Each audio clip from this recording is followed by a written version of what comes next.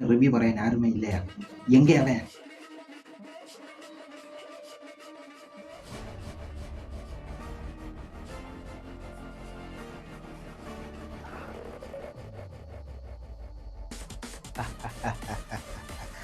അടേങ്കപ്പ. Hi, പുതിയ സ്വാഗതം. ഇന്ന് വന്നിരിക്കുന്നത് ഗുഡ് ബാഡ് അഗ്ലി കടവുള്ളെ അജിത്തെ കടവുള്ളെ അജിത്തെ റിവ്യൂലോട്ടാണ്. ഡയറക്ടർ ആദിക് രവിചന്ദ്രൻ. ഈ റൈറ്റർ ആദിക് രവിചന്ദ്രനും പിന്നെ കുറേ അജിത്ത് ഫാൻസുകാരും കൂടെ ചേർന്ന് എഴുതിയാന്ന് തോന്നുന്നു. കുറേ പേരുണ്ട്. ആദിക് രവിചന്ദ്രൻ കൂടാതെ കുറേ അധികം പേര് കൂടെ ചേർന്ന് എഴുതിയതാ. അപ്പോൾ ഓരോരുത്തരും ഓരോ ഫാനാന്ന് തോന്നുന്നു, ഓരോ അജിത്ത് സിനിമയുടെ ഫാനാന്ന് തോന്നുന്നു. അപ്പോൾ എല്ലാവരും കൂടി ഒരു അജിത്തിൻ്റെ ഒരു മാർഷപ്പ് എനിക്ക് ടോട്ടലി കണ്ടിട്ട് തോന്നിയെന്ന് പറഞ്ഞാൽ അജിത്തിൻ്റെ ഒരു മാർഷപ്പ് കച്ചട മാസ് പടം അതായിട്ടാണ് എനിക്ക് തോന്നിയത്. എനിക്ക് ഒരു മിനിറ്റ്, ഇതിനകത്ത് അജിത്തിൻ്റെ പെർഫോമൻസ് മാത്രം എനിക്ക് നല്ലതായിട്ട് ഇഷ്ടപ്പെട്ടു. എന്ന് പറഞ്ഞാൽ ഇതൊരു നൈസ് ഒരു സ്റ്റോറിയാണ്. എന്ന് പറഞ്ഞാൽ ഒരു ഇൻ്റർനാഷണൽ ഒരു ഗ്യാങ്സ്റ്റർ, പുള്ളി ജയിലിൽ പോകുന്നു. പുള്ളിയുടെ ഒരു ഫാമിലി 14 വർഷം കഴിഞ്ഞിട്ട് പുള്ളി ഇറങ്ങുന്നു. പുള്ളിയുടെ മകന് ഫാമിലിക്ക് വേണ്ടി ഗ്യാങ്സ്റ്റർ ഇതെല്ലാം ഉപേക്ഷിക്കുന്നു. നൈസ് ഒരു സ്റ്റോറി തന്നെ. പിന്നെ ഇതിനകത്ത് അജിത്തിൻ്റെ കുറേ റെഫറൻസ് കേട്ടിട്ടുണ്ട്. ഈ ആദിക് രവിചന്ദ്രൻ അജിത്തിൻ്റെ ഒരു കടുത്ത ഫാനാണ്. അപ്പോൾ അത് ഈ പടം കാണുമ്പോഴേ അറിയാം പുള്ളി നല്ല രീതിയിൽ പണി വെച്ചിട്ടുണ്ട്. നമ്മുടെ അറ്റ്ലി വിജയണ്ണനെ വെച്ച് പണ്ണുന്നതിൻ്റെ കൂട്ട് ഇതിനകത്ത് നല്ലോണം അജിത്തിനെ വെച്ച് പണിയിട്ടുണ്ട്. പക്ഷേ അറ്റ്ലിയുടെ കൂട്ട് എന്താ കച്ചറ പണ്ണലൊന്നും അല്ല, ഇത് നല്ല ഇച്ചിരി മാസ് ലെവലിൽ പണിയിട്ടുണ്ട്. എന്ന് പറഞ്ഞാൽ എന്ന് വെച്ചാൽ ഇത് കണ്ടിട്ട് എനിക്ക് ടോട്ടലി തോന്നിയത് ഒരു കച്ചറ ഒരു മാസ് പടമായിട്ടാണ് തോന്നിയത്. നമ്മുടെ ഈ മെർസലിൻ്റെയും ബിഗിലിൻ്റെ ഒക്കെ കൂട്ട് പുള്ളി. പിന്നെ ഇതിനകത്ത് പുള്ളിയുടെ ഒരു സ്ക്രീൻ പ്രസൻറ്റ്, അജിത്തിൻ്റെ സ്ക്രീൻ പ്രസൻറ്റ് പിന്നെ പറയേണ്ട കാര്യമില്ലല്ലോ, നല്ല കിടിലനായിട്ട് ചെയ്തിട്ടുണ്ട്. പിന്നെ ഞാൻ ഈ പടം കണ്ടത് ഹൗസ്ഫുൾ ഷോയുടെ ഇടയ്ക്കോ അങ്ങനെയൊന്നും അല്ല. ചിലവരൊക്കെ പറയുന്ന കേട്ട് ഹൗസ്ഫുൾ ഷോയുടെ ഇടയ്ക്ക് പോയിരുന്ന് കണ്ടാൽ ഈ പടം ഇഷ്ടപ്പെടുന്നു. അപ്പം കഥ ചിലപ്പോൾ വേറെ ആയിരിക്കും കാണുന്നത്. ഞാനാണെങ്കിൽ സാധാരണ അങ്ങനെ ഹൗസ്ഫുൾ ഷോയുടെ ഇടയ്ക്ക് കണ്ട് എല്ലാവർക്കും ഇഷ്ടപ്പെടാനാണെങ്കിൽ വിജയുടെ സിനിമയൊന്നും ഫ്ലോപ്പ് ആവത്തേ ഇല്ലല്ലോ.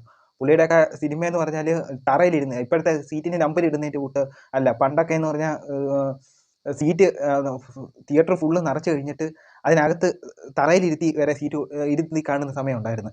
അപ്പോൾ അതിനകത്ത് ഫുൾ ഇരുന്ന് കഴിഞ്ഞാൽ പുള്ളിയുടെ പടം ഒന്ന് ഫ്ലോപ്പ് ആവേണ്ടല്ലോ. അപ്പോൾ ഈ അതിനകത്തോട്ട് ഞാൻ യോജിക്കുന്നില്ല. കാരണം എന്ന് പറഞ്ഞാൽ അജിത്ത് ഫാൻസുകാരുടെ കൂടെ ഇരുന്ന് കണ്ട പടം ഇഷ്ടപ്പെടും. എനിക്കിത് കണ്ടിട്ട് എനിക്ക് മൊത്തം ഇഷ്ടപ്പെട്ടിട്ടില്ല എന്നല്ല പറയുന്നത്. എനിക്ക് തുടക്കം കുറേ രീതിയിൽ എനിക്ക് നല്ലോണം ഇഷ്ടപ്പെട്ടിട്ടുണ്ട്. ഇയാളെ എല്ലാം ജയിലിലോട്ട് കൊണ്ടുവരുന്നതും പിന്നെ അവിടെ വെച്ച് ഇയാളുടെ ഒരു കുറച്ച് മാസ് പരിപാടികളൊക്കെ ഉണ്ടല്ലോ, മാസ് പരിപാടികളൊക്കെ കുറച്ച് നല്ല രീതിയിൽ എനിക്ക് നല്ലോണം ഇഷ്ടപ്പെട്ട്.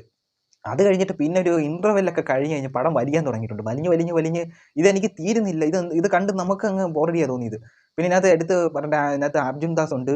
അർജുൻ ദാസിൻ്റെ പെർഫോമൻസ് എന്ന് പറഞ്ഞാൽ അജിത്തിന്, അതായത് റെഡ് ഡ്രാഗൺ എന്നാണ് അജിത്തിൻ്റെ പേര്, AK എന്നും പറയുന്നുണ്ട്, 2 പേരിൽ അറിയപ്പെടുന്നത്. പുള്ളിക്ക് എതിരായിട്ട് നിൽക്കുന്ന ഒരു ക്യാരക്ടർ, ചുരുക്കം പറഞ്ഞാൽ വില്ലൻ ക്യാരക്ടർ. എനിക്ക് ഇവർ തമ്മിലുള്ള കോമ്പിനേഷൻ സീനൊന്നും എനിക്ക് നല്ല രീതിയിലൊന്നും എനിക്ക് ഇഷ്ടപ്പെട്ടിട്ടൊന്നുമില്ല. പിന്നെ ജാക്കി ഷറഫൊക്കെ വരുന്നുണ്ട്. ജാക്കി ഷറഫ് എന്ന് പറഞ്ഞാൽ പാവാടയും ബ്ലൗസൊക്കെ ഇട്ടുകൊണ്ട് അങ്ങോട്ടും ഇങ്ങോട്ടൊക്കെ എന്തോ പ്രാന്ത് പിടിച്ചതിൻ്റെ കൂട്ട് അങ്ങോട്ടും ഇങ്ങോട്ടൊക്കെ നടക്കുന്നുണ്ട്. അത് മാത്രമേ ഉള്ളൂ ഇതിനകത്ത്.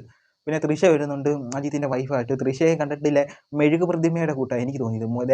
മുഖം മൊത്തം ഇല്ലേ മെഴുക് ഒഴിച്ചതിൻ്റെ കൂട്ട് ഒരു ചേരാത്ത ഒരു മേക്കപ്പൊക്കെ ആയിട്ടാണ് എനിക്ക് തോന്നിയത്. പിന്നെ അജിത്തിൻ്റെ 5-6 ലുക്ക് കാണിക്കുന്നത് ഒരു കിടു ലുക്ക് എന്ന് പറഞ്ഞാൽ പുള്ളി അതിനകത്ത് അജിത്ത് ബില്ലിയുടെ ഒക്കെ ലുക്ക് കാണിക്കുന്നുണ്ട്. അപ്പോൾ ഇപ്പോഴും ബില്ലിയുടെ സെക്കൻഡ് പാർട്ടോ തേർഡ് പാർട്ടൊക്കെ ഇറക്കുകയാണെങ്കിൽ ഇപ്പോഴും അജിത്ത് സ്യൂട്ടാണ്. കാരണം അതേപോലെ ഇതിനകത്ത് കാണിക്കുന്നുണ്ട്. മറ്റേതൊന്നും പരിപാടി ചെയ്തിട്ടില്ലെന്ന് തോന്നുന്നു. DH പരിപാടിയൊന്നും ചെയ്തിട്ടില്ല. നല്ലതാണ്. പുള്ളി ഒന്ന് ക്ലീൻ ഷേവും ചെയ്ത് മുടിയൊന്ന് ഡൈൻ ചെയ്തതേ ഉള്ളൂ തോന്നുന്നു. നല്ല രീതിയിൽ വന്നിട്ടുണ്ട്. പിന്നെ പ്രഫു ഉണ്ട്. പിന്നെ ഇല്ല കിങ്സ്ലിയോ എന്തോ നെൽസൻ്റെ ചേട്ടനും അനിയനും പുള്ളിയോ ഉണ്ട്. പുള്ളിയെ എനിക്കിഷ്ടമല്ല. പുള്ളിയുടെ ഓവർ ആക്ടിങ്ങും പിന്നെ യോഗി ബാബു ഉണ്ട്. അങ്ങനെ കുറേ എണ്ണം ഉണ്ട്. ആക്ഷനും എനിക്ക് അജിത്തിൻ്റെ നല്ലൊരു പെർഫോമൻസ് ഉണ്ട്. പക്ഷേ എന്താ ഒരു ആക്ഷൻ 2 ആക്ഷനുണ്ട്.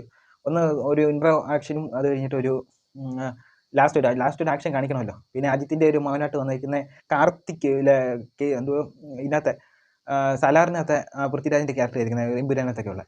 പിന്നെ വേറെ എന്തോ ടോട്ടലി നോക്കിക്കഴിഞ്ഞാൽ ഞാൻ പറഞ്ഞില്ലേ എനിക്ക് ഇതൊരു കച്ചറ മാസ് പടമായിട്ടാണ് എനിക്ക് തോന്നിയത്. ചിലപ്പം എന്തോ ഈ കടുത്ത അജിത്ത് ഫാൻസുകാർക്ക് ചിലപ്പോൾ ഇഷ്ടപ്പെടുമായിരിക്കും.